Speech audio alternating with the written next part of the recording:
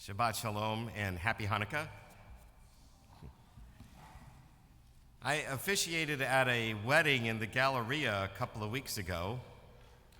It's been a while since I visited the Galleria, and naturally, even though it was a week before Thanksgiving, the mall was already fully decorated for Christmas.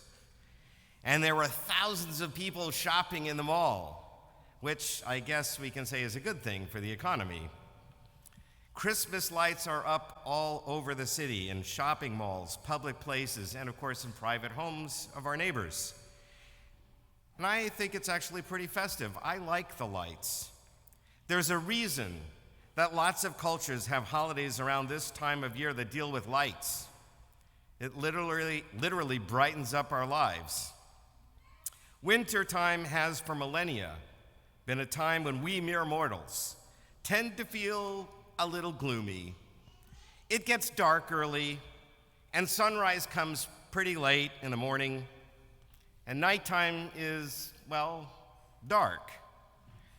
And there's no doubt something primordial that associates darkness with gloom, just as we identify light and brightness with joy, happiness, and cheer.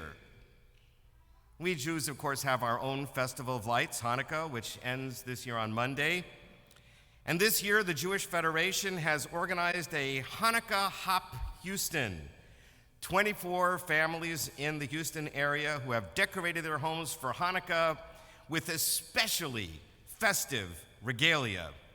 You can go to the Jewish Federation's website and click on the link to sign up and get a map of all the houses that are so decorated and kind of go on a Hanukkah house treasure hunt. Rabbi Fort's house, by the way, is on the list. Now, this got started, as you know, because for the past several years, one of our families, Philip and Dana Grossman, have super decorated their home for Hanukkah. It has now been recognized in the media as the Houston Hanukkah House. And every year, someone asks me what I think of all these Hanukkah decorations. Are they okay? Isn't it a little bit like imitating the religious practices of our neighbors? Are we somehow abandoning our own holiday when we turn Hanukkah into a huge, elaborate, ornamental extravaganza comparable to our neighbors' celebrations of Christmas? To answer that question, we have to first remember what the story of Hanukkah was really all about. Back in the days of the Maccabees, Greek civilization was very, very attractive. Just as the world today finds American movies and sporting events captivating, I mean, who doesn't know about the Avengers, let alone Superman, Batman, and Wonder Woman? But just as our movies today are captivating the world, 2,200 years ago, Greek entertainment captivated the world. Greek plays and athletic competitions and gymnasia. Just as people all over the world today wear American fashions, coats and ties, people all over the world 2,200 years ago adopted Greek clothing and hairstyles. Just as many people in the world today speak English and read American novels and nonfiction works, back then many people spoke Greek and read Greek stories. They read Aesop's fables, poems, philosophy books. Back then, Greek art, Greek architecture, and Greek forms of government were really popular. And Greek religion, including the sacrificing of pigs to the Greek gods and goddesses, became pretty commonplace. It's not surprising then that some Jews in Israel were also quite taken by Greek civilization, and they wished to become a little more like the Greeks. Now, this was not necessarily bad. I would even say it was good to an extent. I mean, Greek science and philosophy had a lot to offer, as did Greek plays and stories. But some of these Jewish folks went so far as to suggest maybe it wouldn't be so bad if we gave up keeping kosher. Maybe it wouldn't be so terrible if we gave up observing the Sabbath and holidays. Maybe we shouldn't circumcise our baby boys. Maybe we should stop teaching Torah, our Jewish history, values, culture, and thought to our children. Some of these folks even started worshiping the Greek gods. Had all the Jews gone down that road, needless to say, that would have been the end of Judaism. Giving up those things which define us as a unique people with our special relationship to God and to each other, with our special responsibilities to speak out for justice, for protecting God's creation, for extending kindness and compassion to others, giving up those things, which our Hellenized comrades wanted to do back then, that would have meant the disappearance of our people, the silencing of our faith, traditions, and values forever, long before Christianity and Islam were to come along.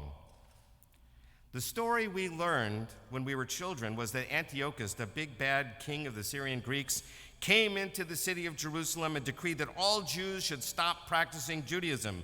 They should stop learning about Judaism, and they should start worshiping the Greek gods. That's all true, but it's only part of the truth. It's also true that he may have been invited to do this by a faction of Jews who wanted to Hellenize.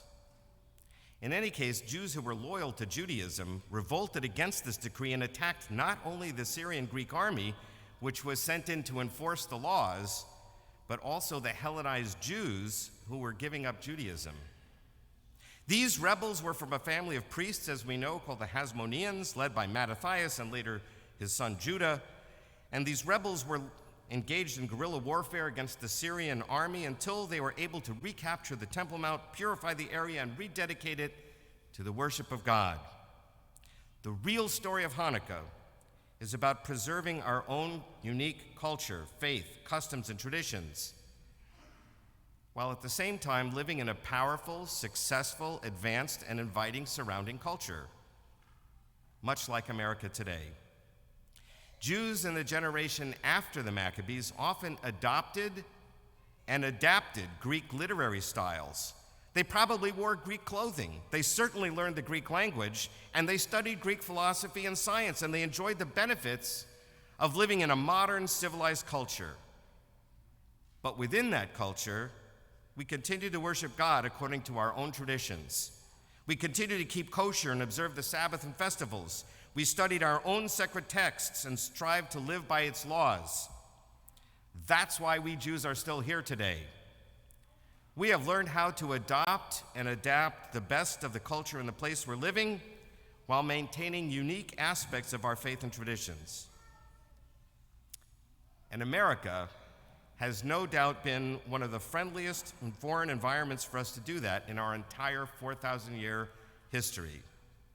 So now, let's go back to the question of making a huge deal about Hanukkah decorations, enormous inflatables festooned with lights and galore, and perhaps a musical soundtrack to go along with it, and other extravaganzas. Is all that okay?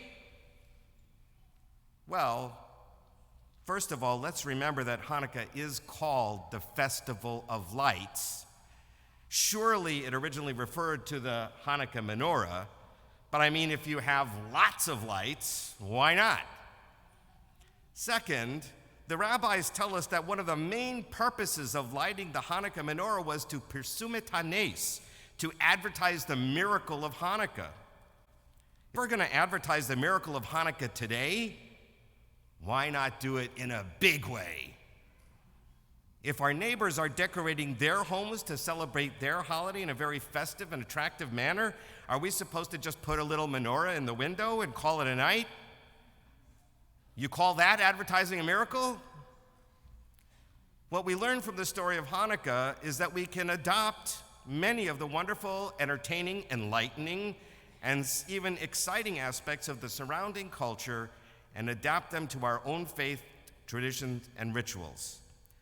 Let's not let the Grinch steal our Hanukkah. I'm not suggesting you have to go all out in your Hanukkah decorations. Our home, we just put up a few electric menorahs and we light one with candles in it in the windows. But if you want to go all out and really light up the night, go for it. In my opinion, that is a totally legitimate, modern, American way to celebrate the very Jewish festival of lights. Shabbat Shalom and Happy Hanukkah.